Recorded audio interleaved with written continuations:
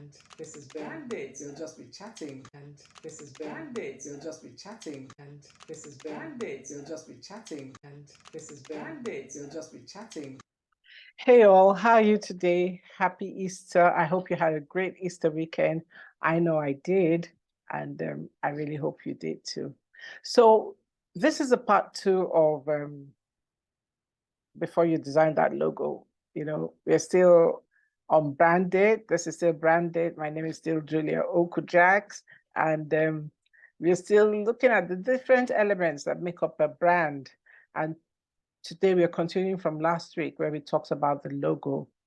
And I brought a friend today. I decided I didn't want to do this alone because I'm not really a graphics person. I know what to do because I have been a creative director in my life. I know what looks good, what can work, but I really can't tell you. I don't want to tell you the, how would I call it? Go beyond my subject matter expertise, my area of subject matter expertise.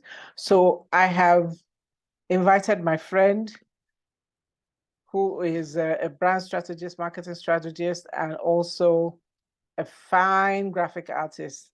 And he will tell us a little bit more about logos, and we'll do a little bit of practicals to show you what to expect, how to do it, and hopefully we can put that to rest for now. So I'd like to invite my friend Uche Anoru to join me on this discussion. Uche?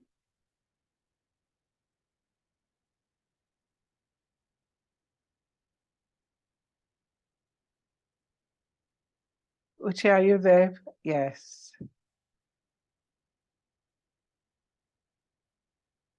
Hi, you'll have to mute yourself, please. You're still muted. Still muted. Okay. Okay, great. Great. I'm trying. Yes. All right. Great. Okay. Now, Uche and I had a conversation earlier, and in his opinion, a logo is a codified visual signature of a brand. Now, that sounds very big and sounds like something that in fact, maybe you don't want to wrap your head around it and what it means right now. Well, we are going to take a very practical approach to it, and we'll start with this. We will start with this. I hope you can see it. Yeah, you can see it. Okay, yeah, the baby lounge. Yes. So I'll just do that and ask you what you think, because here there's definitely an intersection between the name and the logo. So, yes. All right. Okay. So,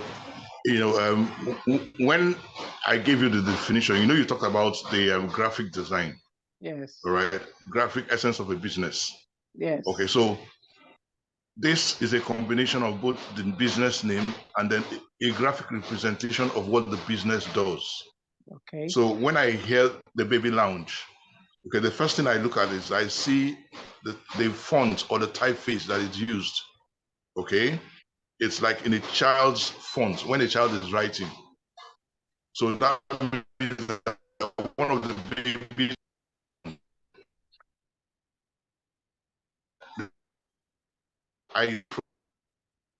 from the logo is the color. Children love color a lot.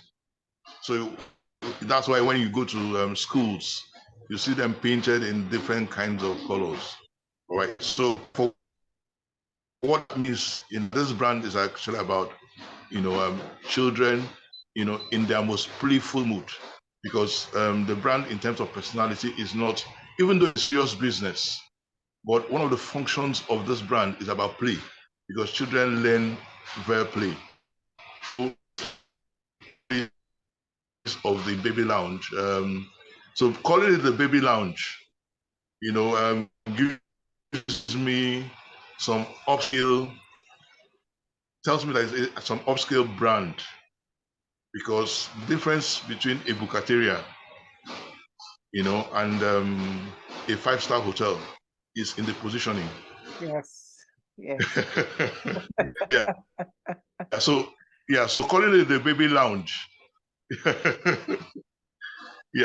So calling the baby lounge actually,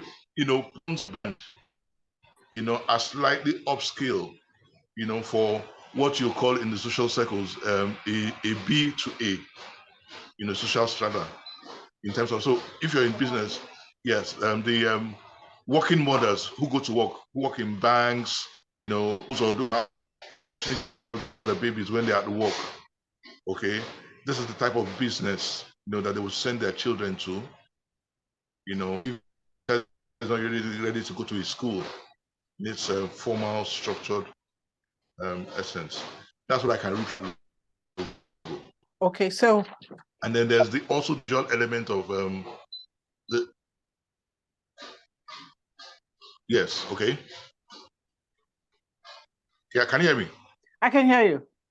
I'm listening to you. Yeah. So I kids who are holding hands, all right, and then they are in a green background. That means there's opportunity. Okay. So so it tells me that this is actually a happy place to be in. That's really what I see. From this logo. Would I want to send my child here? Yes, because from this without even knowing who owns the business. Yes, this is an interesting place to want to send my child to. Then my due diligence in finding out who owns the business and what their personality is and how they roll. Yeah. Yeah, but seeing this, so seeing this logo without even knowing the person, I'll be attracted to come to this business. Okay. Okay. So if someone were to use something like the babysitter, that name might give you a different feel, right? Yes. Okay. Yeah. So if you said the babysitter, then I'll be thinking about either a human being, yes, who is babysitting, okay, and not a structure. aha, Because the babysitter deals more with personality rather than a structure. So the lounge is different from a sitter. So it gives you Yes, because the lounge would have sitters. Aha. Okay.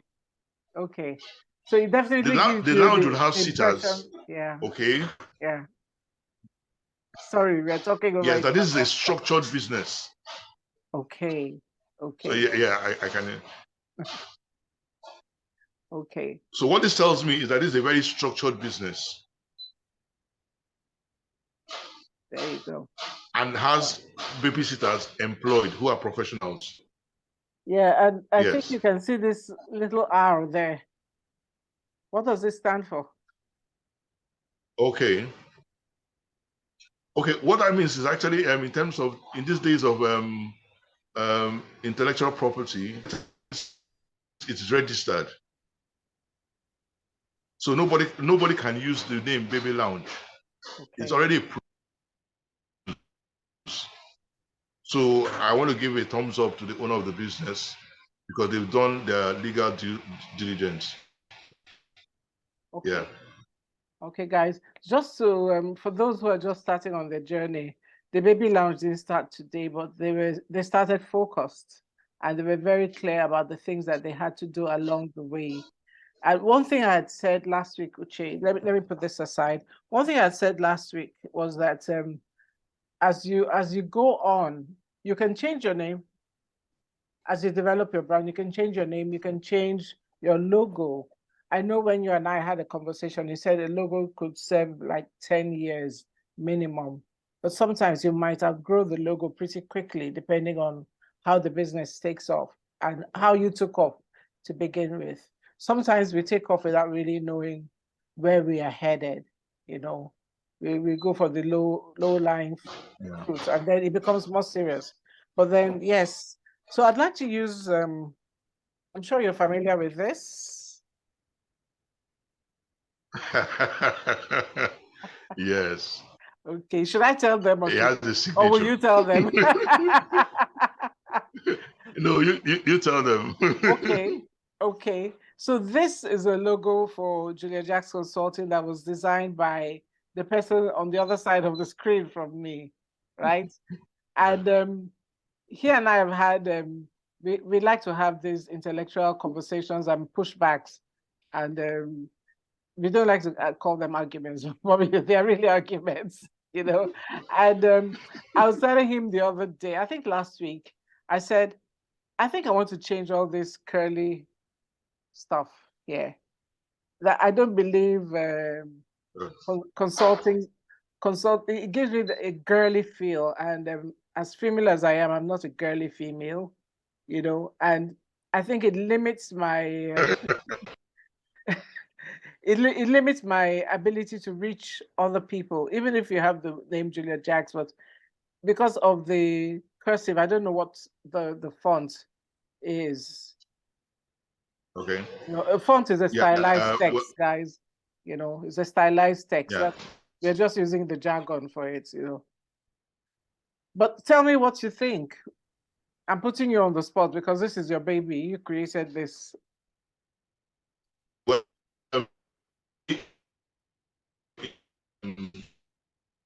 even the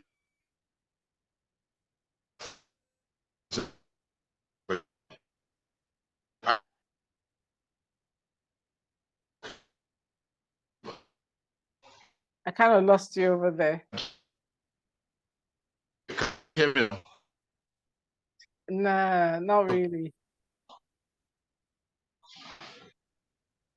I said I looked at your personality. Can you hear me? Yes, I can hear. Yes, you are. Okay. So I looked at your personality, all right. And I said you're a creative person. So I'll use something that has a signature, and then you're a writer. Yeah. So what I did was I used what I call a script. Okay. Font, typeface, you know, to define you. And then you had it also in terms of designing. I looked at the fact that you actually had a rhyme in your name, Julia Jacks. Yes. So there was the JJ, element to it, and I look for something that created symmetry, you know, using, you know, the font. So from a logo perspective, this is what is called a lettermark. Okay, because if you're starting out in business, you want people to identify you easily. Okay, and that was why you used something that would use your lettermark. So this is both a lettermark and a word mark. Now, the difference between a lettermark and a word mark is that a letter mark uses the acronym. So JJ is the acronym, and then a word mark uses your full name, Julia Jacks Consulting. Okay. So I did a combination so that there'll be two elements that would address, you know, your consumers. They will see your name, and anybody who knows your pedigree would immediately identify with your brand, right? And you know, an interesting conversation we had about another brand that is, you know, you're associated with that also has your acronym. Yes, we did. We did have that that Yeah. one. And Yes.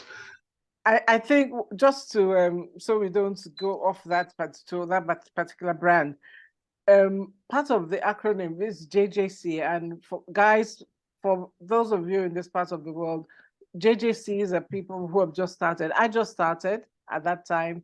Yeah. And we were looking at growing business. We were looking at small businesses. We've since refocused to focus growing businesses, you know. So you could be small, you could be medium size, whatever it is, but you're growing. You could be big, but you're growing. You have your sights set on growth, you know. So I think we're going to come back to this. I liked it. I really loved it. Yeah. Okay. When Let we me just began, add one more thing. but people tend to know us as this. The stylized JJ has become more of As JJ. yeah, it's become more of what Yes, because that it has become the icon. Yeah, the icon has become, you know, what you're popular with. Because okay, I can adduce two things to it: yes. the font style and the color. Okay. All right. All right. Then the other thing that it was important that, you know, I address, you know, concerning your logo and the other digits, it was about differentiation, which is actually one of the things that the logo does. Yes. Creating differentiation within your competitive space. So the reason why you also get a logo is because you also want to identify yourself as different, unique in your service delivery. So that when people identify that, they can know it is you. Okay. All right. So I'm going to come back to you definitely, but that's between me and you. We can continue our fight off, No off camera. So this is not the problem. so he's not even afraid to fight with me. I'm a fierce fighter. No, Gina, we've been fighting for years.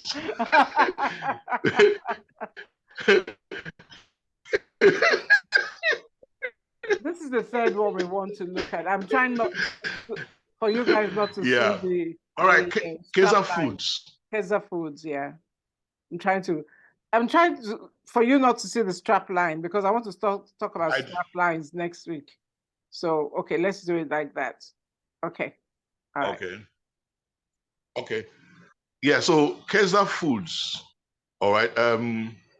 Now let me start from the font side, from the font. Okay. It's very easily readable. Okay. So the font is structured, legible, simple, but structured. Then in terms of visual representation, all right, so this is a combination of both a pictorial mark and a word mark. Okay. So a picture mark uses images, all right, to define itself, and then so it's a combination of both a picture mark and a letter mark. Or a word mark, sorry. A word mark. A word mark is a full sentence, while the letter mark is acronym. Okay. All right. Now, in terms of color, I see brown as the background color, which says to me is earth based. Okay. So that's the ground. So if you're talking foods, okay, that's a nice background because you also have a contrast of bright colors. Now, that looks more like vegetables or flowers. That's what I get from the foods. It looks like corn to me. Somehow. Okay, in this agbado season, eh? Oh no. I didn't even go there. No, but it actually looked like something you peel off and then you can get corn cob. That's how it looked like. Yes. Yeah. Yes, actually, yeah. Yeah, yeah. So it has two different interpretations. So it can actually be several types of leaves.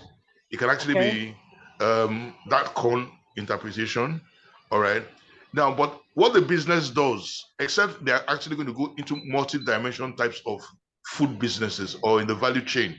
Okay. I don't know what they call it, but what this does is that it probably conceptualizes the fact that we're going to do anything food. Okay. You're right. Yeah. You're correct. Yeah. So it does anything food. You're very correct. Guys, I told you that this guy is a sensei when it comes to logos. He just gets it. He didn't design those other two logos, but he gets it.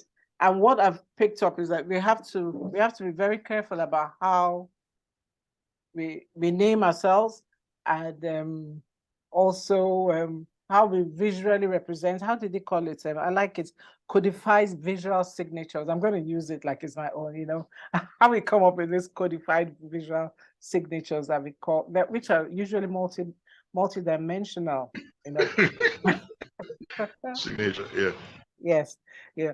And I will like to round up this episode of Brand It by just asking you,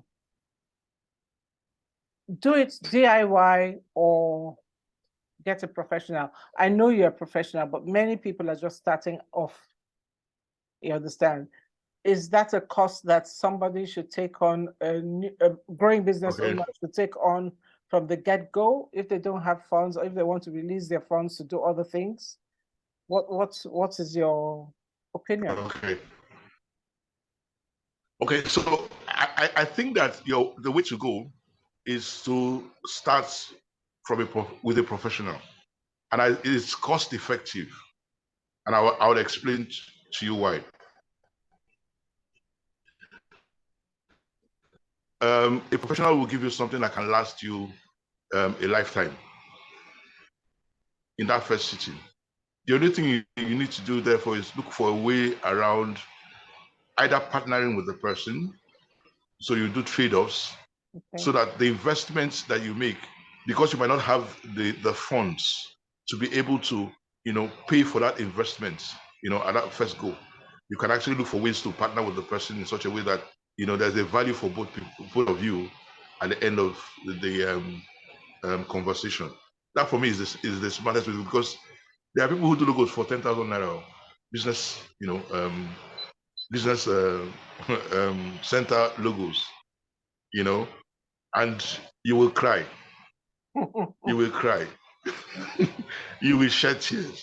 So, I tell people that whatever it is that you think that is the cost now, okay, what you see at the end of the day, or what you get, is going to actually last you, give you mileage over when you think that investment was expensive. So I tend to look for partnerships that can give you greater value over time. Okay. Well, guys, you've heard what he had to say. I mean, the choice is yours. We're here to give you the information and to also help you make the right decisions that you won't somewhere along the line say, oh my goodness, I wish I had done it the right way. But wherever you are now, you've gotten the information, you know where you can get it. You don't have to get it from Uche, but I know I'm going to get mine from Uche, because I like where I can quarrel and they understand why I'm quarreling. That is not just for anything. Yes. And I'd like to, Uche, Uche is also going to be part of our webinar, Brand Like a Rock Star, which is coming up on Wednesday, 24th May. Okay, we're going to put up the flyers. He and I will be talking to you brand stars out there, about how to brand like a rock star, how to get yourself to that space where you can brand like a rock star. It's going to be sometime in the evening. We'll give you the details, and also how it's going to be a free webinar, how you are going to sign up, So guys, Uche, thank you so much. This has been, you're welcome to that. Yeah, this has been really, really interesting for us. And usually I sit here alone, so it's nice to have somebody else to talk to. Yeah. And guys, thank you for tuning in this week. Bye. I really appreciate it. Bye. Until next week, keep being a brand star, okay?